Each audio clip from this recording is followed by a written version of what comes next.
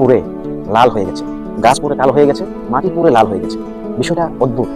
মাটি পুড়ে কালো কেন হলো না, আর গাছ পুড়ে কেন লাল হলো না, সেটাই একটা প্রশ্ন। আপনারা কমেন্টে অবশ্যই আমাকে জানাবেন। বিশাল বিকট একটা শব্দ হয়েছে, যেন মনে হয়েছিল ইরানের কোনো মিসাইল এসে এখানে পড়েছে হয়তো। তবে এসে দেখি গাছ কয়লা হয়ে গেছে। যারা আমার ভিডিও দেখেন অবশ্যই ধাক্কা না দিয়ে, আমি কষ্ট করি, সে কষ্টের জন্য হলো একটা লাইক আমাকে দিবেন। আসসালামু আলাইকুম বন্ধুরা, এই ঈদে সবাই ঘোরাফেরা করছে, আর আমি আপনাদের জন্যই কাজ করছি। ছুটি নেই, কয়লা ধুইলে ময়লা যায় না, সেই কয়লা আজকে আপনাদেরকে দেখাবো। তবে বিশাল কয়লা, ছোটখাটো কোনো কয়লা নয়। আসো কয়লা দেখাই। এই দেখুন বিশাল কয়লা। এত বিশাল কয়লা আপনারা কি কখনো দেখেছেন? কখনো দেখেননি। এই প্রথম আমি আপনাদেরকে কয়লা খনি দেখাচ্ছি।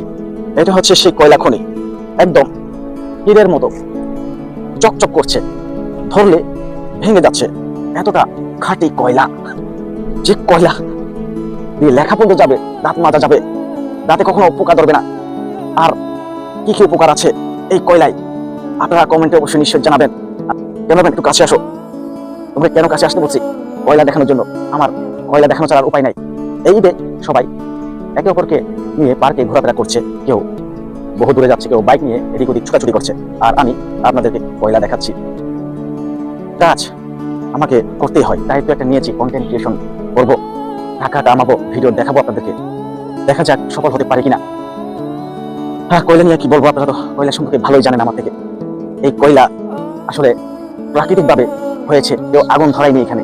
এখানে কালকে সময় মানুষের জীবনটাও এমন হবে, কষ্ট করতে করতে এক সময় তার জীবনটাও পুড়ে যাবে, কিন্তু সে জীবিত থাকবে, তার মনের ভিতর কয়লা হয়ে যাবে, তার মনটা পুরো কয়লা হয়ে যাবে, কেউ দেখতে পাবে না, শুধু তার আকৃতি দেখা যাবে, তার ভিতরের কয়লা কখনো দেখা যায় না।